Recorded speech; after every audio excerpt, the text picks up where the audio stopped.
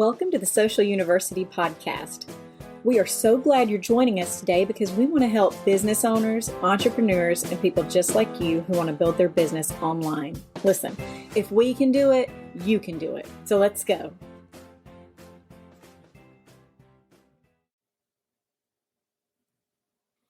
Good morning. I'm Karen Terradas with Social U, and it's time for What's Up Wednesday, where we talk about social media tips, tricks, and trends. All month long, we are talking about mental health. It's Mental Health Month. Today, we're going to talk about FOMO, which is a real thing. I think it's discounted more than it should be, but basically FOMO is fear of missing out. People get so wrapped around comparison on social media, it's incredibly detrimental to your mental health. So let's talk about how to recognize when you actually have FOMO and then how to deal with that.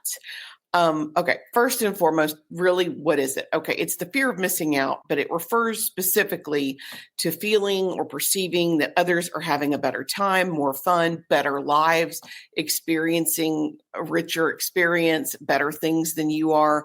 It involves a deep sense of envy, and it has a very negative effect on your overall self-esteem.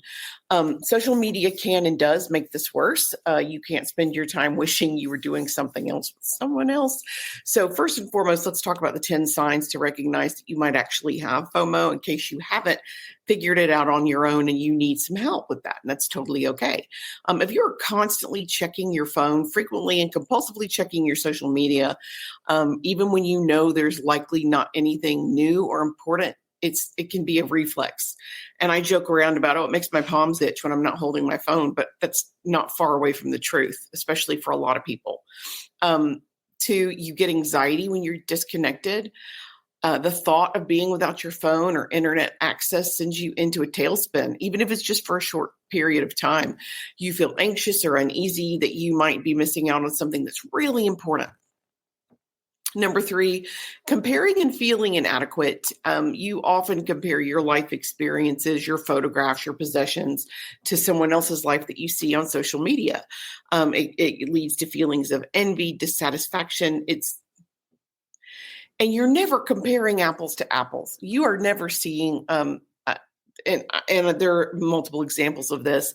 Nobody, when they put their trip to Paris on Instagram, they're not showing you the 6-hour layover where they had an upset stomach and they had to run back and forth to the bathroom. You're not getting that part. You're getting the Eiffel Tower picture.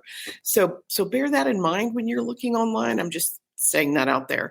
Number 4 is saying yes to everything.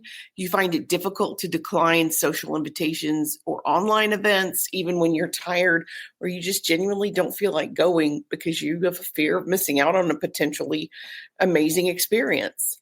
Over involvement, where you try to keep up with every trend, participate in every online conversation, you know about every piece of news, leading to feeling overwhelmed, and then it stretches you too thin. If you have negative feelings after browsing or scrolling online, if it makes you feel anxious or dissatisfied, even if you don't consciously realize that you've fallen into this comparison trap, it still has a negative overall effect on your mental health. If you document everything, if you feel a strong urge to document and share your own experiences online immediately, and we all know creators who do this. Some of us might even be guilty of doing this, almost as if your experience isn't real or valuable until you tell somebody else about it. Honestly, they need to bring shame back. There are certain things I don't think you should tell people online. And that comes from a hardcore social media manager where, this is what we do. I'm online at least once a week because I have to for my job. But still, that being said, I don't feel compelled to share every thought in my head. It's a lot. And there are people who lose their jobs over that. There was a woman recently on TikTok who was working out at a gym, and she made a statement about plus size people shouldn't be allowed in Pilates class. And they dragged her over the coals. And because of this, she lost her job. She got kicked out of her gym. There was a lot of negative backlash. If she had only kept that inner thought to herself, and I'm not saying the thought's right or wrong, but some things just shouldn't be shared out loud. Take a minute and think about, do you really need to share that? But I digress. Number 8, you have trouble being present. Even when you're engaging with real activities, with real people in real life, in real time, your mind wanders to what others might be doing online. Now, I am super guilty of checking notifications for work, but if I'm at dinner or if I'm hanging out with a friend, I'm not checking my phone. I want to be with the person I'm with, and that's a huge litmus test for me. If you can keep my attention, I want to spend more time with you for sure. And sleep disruption due to social media. If you stay up late to scroll because you fear you're going to miss something amazing overnight. Seriously, that is the definition of FOMO. And of course, increased social media usage, despite having these negative feelings, it's a great way to recognize that you have an issue. Even though it makes you feel bad, you keep doing it. And that's a great way to figure out if you have any kind of form of addiction. If you feel bad and you keep doing it, when you recognize these signs, that's the first step to recovery. So here, now that we kind of know how to recognize when it's happening, what it is, now here's 10 tips to help you deal with it and kind of get over it. First and foremost, ruthlessly curate your feed. Unfollow, block, mute, anything that triggers these feelings inside yourself. Get rid of it. You don't need to have it. I have a birthday rule on Facebook. Any birthday notifications that come up for me, I will go check that profile. And if it's something I can't deal with, or that person posts a lot of negative or political, or it's too much for me, I'll unfollow them. I'll unfriend them. Anytime I get a notification, if it's something that's overwhelming to me and I can't deal with it, I'll block it. I am ruthless about blocking, especially if we get weird comments. I'm done. I'm out. Set specific time limits.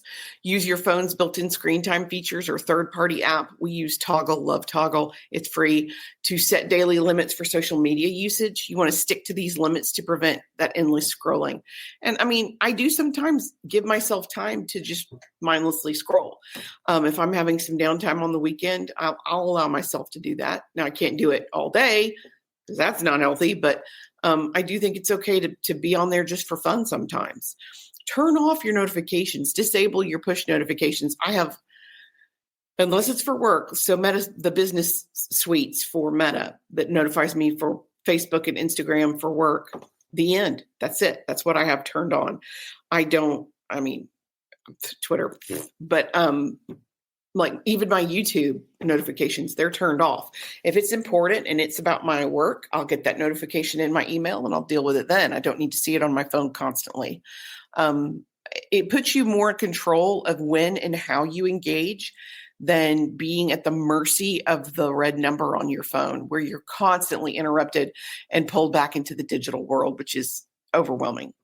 You need to prioritize your real life connections, foster those relationships, make a conscious effort to spend more time with the people that you enjoy, nurture your real world relationships so they can provide a deeper and more meaningful connection. Do you spend time with real people on the regular? Hopefully you do. Practice gratitude. Regularly reflect on and appreciate the positive aspects of your own life. And again, keep in mind, people don't share their worst moments, generally speaking, although you do have people who overshare. Wow, boy, do they overshare. But most people, they focus on the good parts, not the real parts. Bear that in mind. Engage mindfully with purpose instead of aimlessly scrolling. Open your app for a specific intention, like I need to find a recipe for chicken that has these ingredients, or I want to see the pictures from graduation from last weekend where you went to your friend's graduation. That makes total sense to me. Or you want to find out what's going on with a specific friend. Passive consumption can be very dangerous. Specific, the more specific you are, the healthier it's going to be. Take regular digital detox sessions where you regularly schedule short breaks from social media, whether it's hours, days, whatever it is. I know myself, and if I get on TikTok for fun, I'm going to stay on TikTok. I know I am. So I have to schedule that time so that I don't get distracted and just mindlessly scroll. I also have other hobbies. I have people I hang out with. I can also be present in the moment. So schedule your time, your downtime.